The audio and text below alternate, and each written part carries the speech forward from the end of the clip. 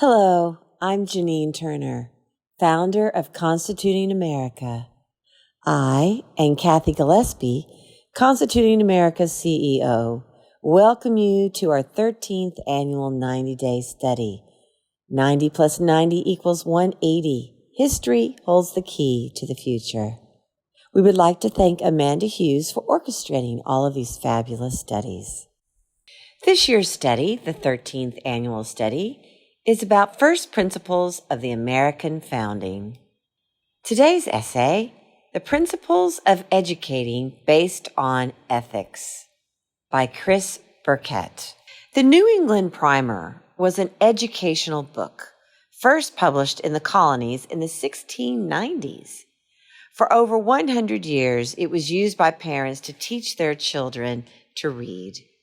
Even more than that, the selections of readings, which included plays and poetry, in the primer were meant to give lessons that taught children the importance of morality and virtue.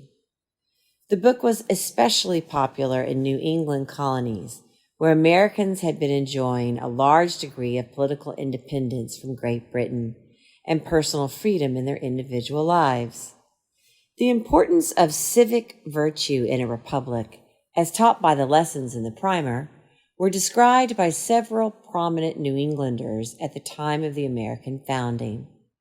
Samuel Williams, a professor at Harvard College, wrote about the importance of education in the National and Civil History of Vermont in 1794. Quote, "Among the customs which are universal among the people in all parts of the state," Williams wrote, "one that seems worthy of remark is the attention that is paid to the education of children."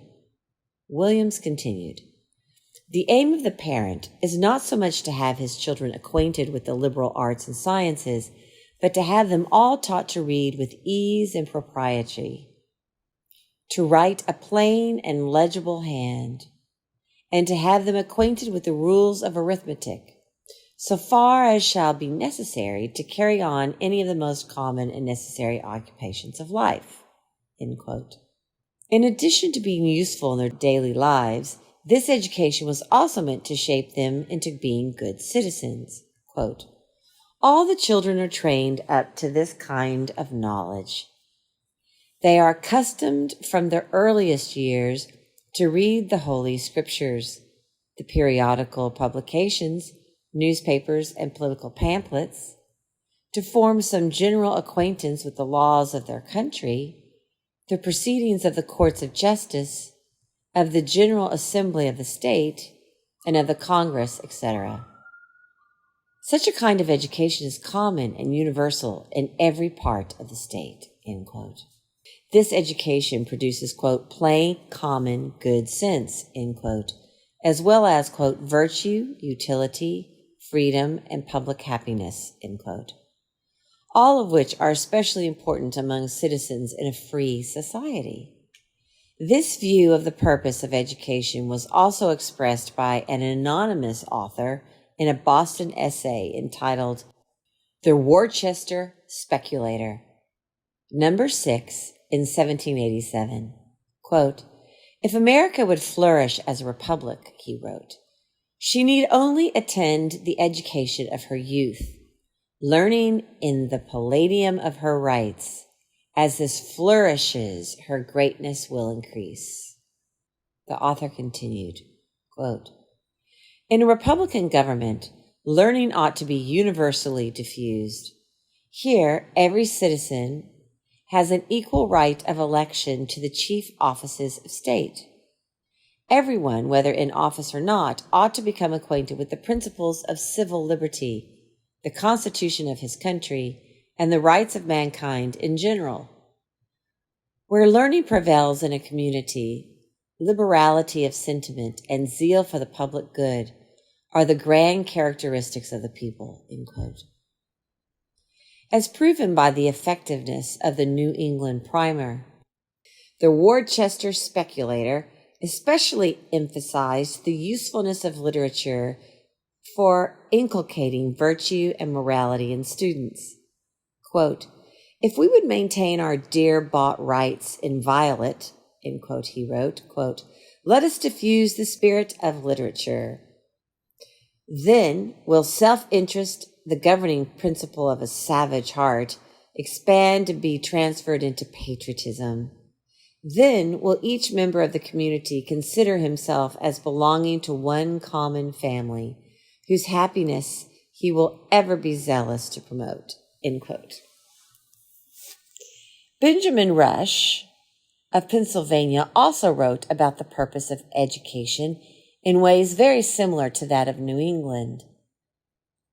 In his A Plan for the Establishment of Public Schools and the Diffusion of Knowledge in Pennsylvania, Rush described the, quote, "influence and advantages of learning upon mankind," end quote. 1. It is friendly to religion, inasmuch as it assists in removing prejudice, superstition, and enthusiasm in promoting just notions of the deity and in enlarging our knowledge of his works. 2.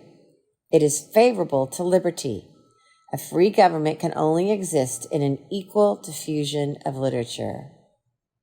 Without learning, men become savages or barbarians, and where learning is confined to a few people, we always find monarchy, aristocracy, and slavery. 3. It promotes just ideas of laws and government. Rush was particularly concerned with the effect education, especially through the teaching of history, should have on the citizen in a free republic. Quote, "He must watch for the state as if its liberties depended upon his vigilance alone," end quote, Rush wrote, quote, "but he must do this in such a manner as not to defraud his creditors or neglect his family," end quote. Rush continued, quote, "He must love private life, but he must decline no station, however public or responsible it may be, when called to it by the suffrages of his fellow citizens. He must love character and have a due sense of injuries, but he must be taught to appeal only to the laws of the state, to defend the one and punish the other. He must love family, honor, but he must be taught that neither the rank nor antiquity of his ancestors can command respect without personal merit. He must be taught to love his fellow creatures in every part of the world, but he must cherish with a more intense and peculiar affection the citizens of Pennsylvania and of the United States," end quote.